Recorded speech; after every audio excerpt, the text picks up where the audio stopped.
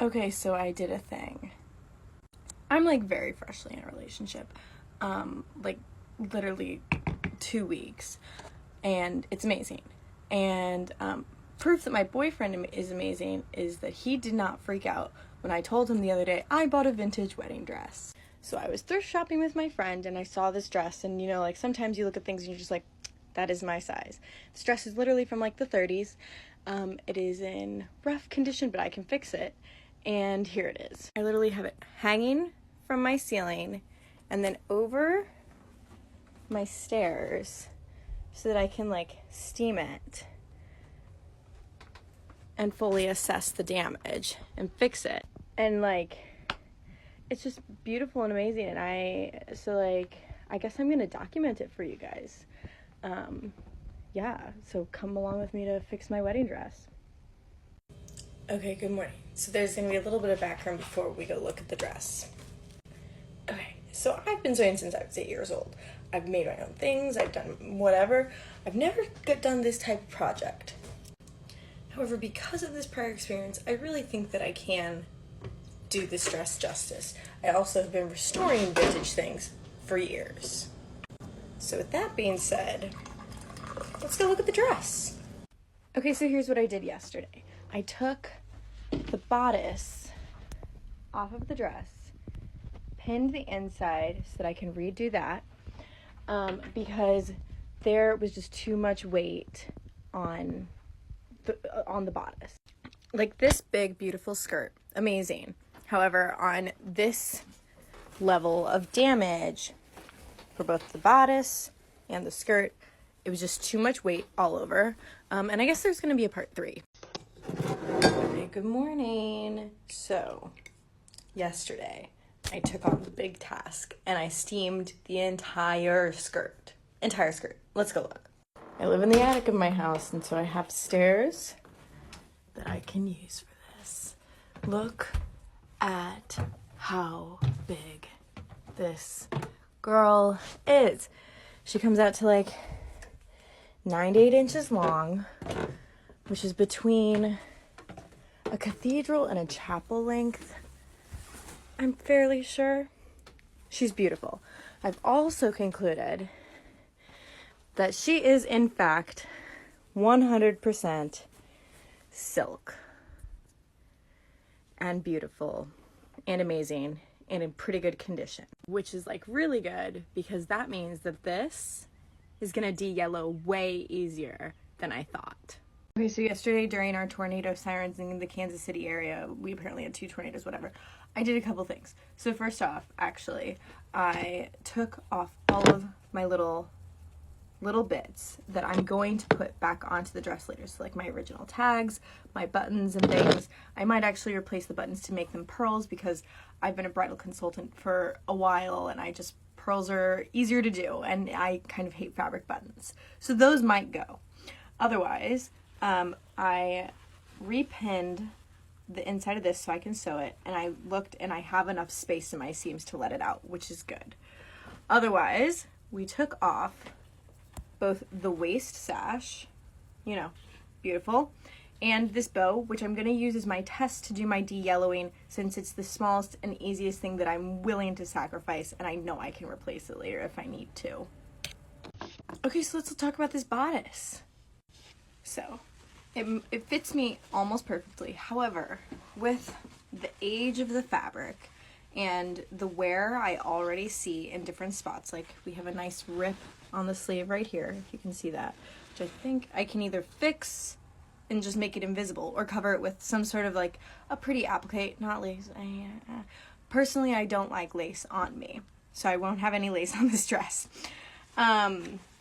But so the seams have enough space to let it out, which is great because with the level of like wear and age on the fabric, I want to give it more space to breathe.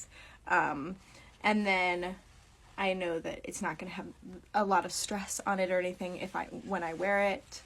The other thing that I was tossing around an idea of was making it a keyhole back.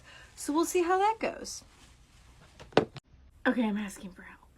So, I got out of work chapter, whatever. So I have all the tags for the dress. I want to find out the history so badly, but all of my research is coming up inconclusive. So what I know so far is this. It has the signatures of the different workers and the numbers. So I know 3 people made the dress. Second, I know it was made in the United States because this Ladies Garment Worker Union tag verifies that. This is the brand, Belle Bride. Kind of a generic name, doesn't give me much. And then the last one I have is the one that's given me the most, and it says Swanson's Incorporated, Kansas City. And I know that was here. It was a department store on the plaza years and years and years ago. It closed, but it was huge. So please help me if you know anything. Okay, so I know a solid amount of you follow me because of my vintage wedding dress. And if you don't, I have a vintage wedding dress that I saved. I found it, it was deteriorating, and I've been sewing since I was 8 years old, and I looked at the thing and I was like, this fits me. Like, I know it does, and I tried it on and it did. So I've been slowly trying to deconstruct it so I can reconstruct it safer so that it stands the test of time. And I'm looking at it now, just over here.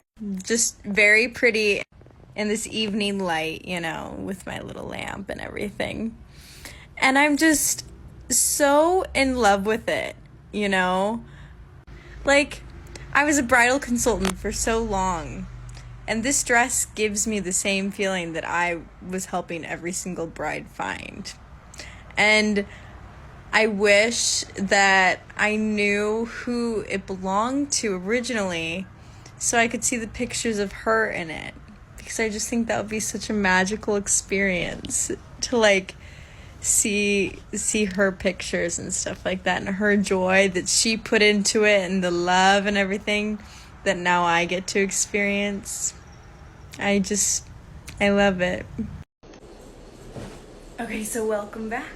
There is a large variety of things that I should be doing with my time right now. I'm supposed to be going back to St. Louis tomorrow for the 4th of July and family vacation.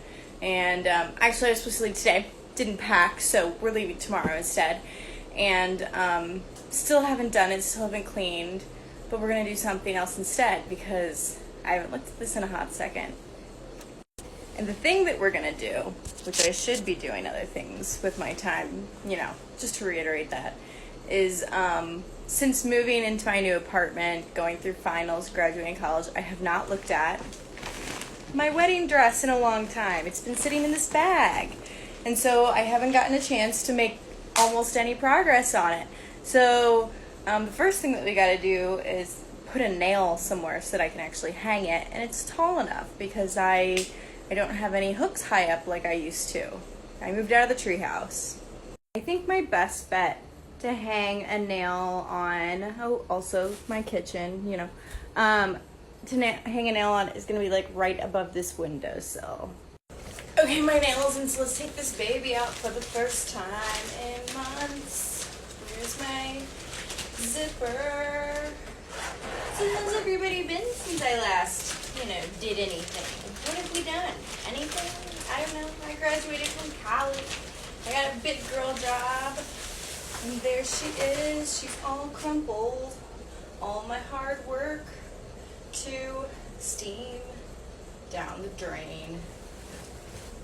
Beautiful as ever. There we go. And she's hung.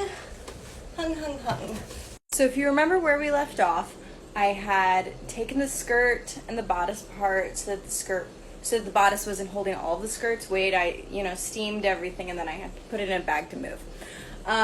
So where I'm at was I was pinning all of my seams back together where they should be and giving myself more room so I can then re-sew them with stronger thread that isn't, decades old and falling apart.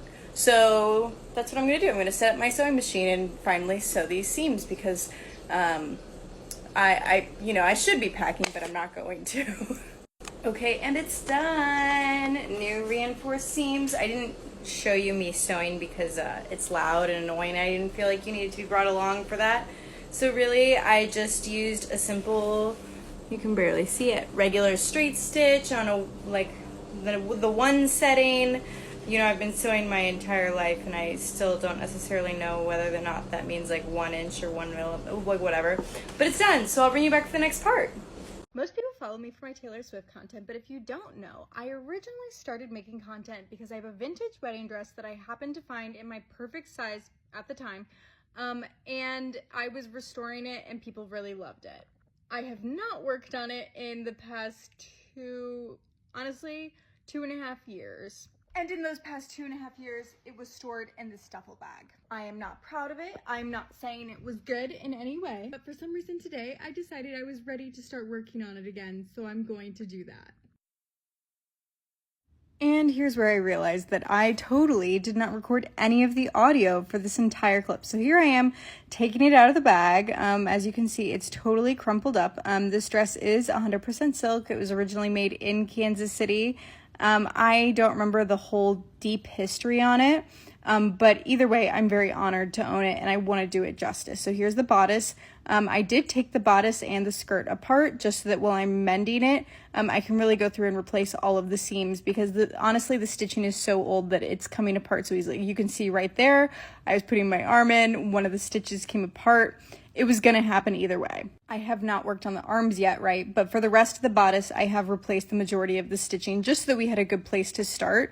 To be fair, I did do that years ago though. I've also considered taking the arms off totally and having it be sleeveless, but there's a lot of different plans in my head and I'm not sure what I'm going with yet. Here I am showing you the really old seams. Okay, so then here is the skirt. It is cathedral length. Again, 100% silk.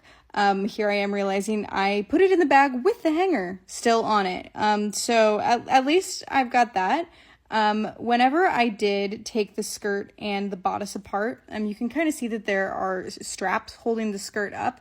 I did that so that the skirt would not be holding its own weight, because it is a bit heavy, right? And if I'm trying to replace all of the seams and make sure, and all the stitching, you know, and make sure that it's really, you know, got integrity to it, I don't want it to be falling apart in that process. Any taking apart I want to be doing myself. Here it is in its full length with the pretty pleating and everything. It is pretty yellow. I'm trying to decide if I want to have it professionally cleaned or if I want to do it. There is some damage to it that I think was there when I bought it. I don't think that I put it there. Especially the holes in the back look like they were made by a high heel. There is also a big rip at the, you know, hem right there. But I am so short that if I was going to actually wear this dress, here I'm showing you putting the skirt on itself. If I was going to put this dress on and actually wear it for my wedding, I would need to have it hemmed. And I think that would take care of the damage at the bottom of the skirt, at least right there. I'm not sure what I would do about those holes in the middle of the train, because I don't want to lose the length of the train. It's beautiful. But I don't necessarily think I want like an applique or something. I'll have to consult some of my seamstress friends for some advice. Putting on ball gowns is a feat. And so here I am in it. And yeah, that's a little walkthrough of the dress. Anyway, if you want to follow along the journey of me restoring my vintage wedding dress, tune in. The playlist of the original videos is up top. I don't know how frequently I'm going to be working on this, but it's not going to be done. And it's going to be fun. Wish me luck.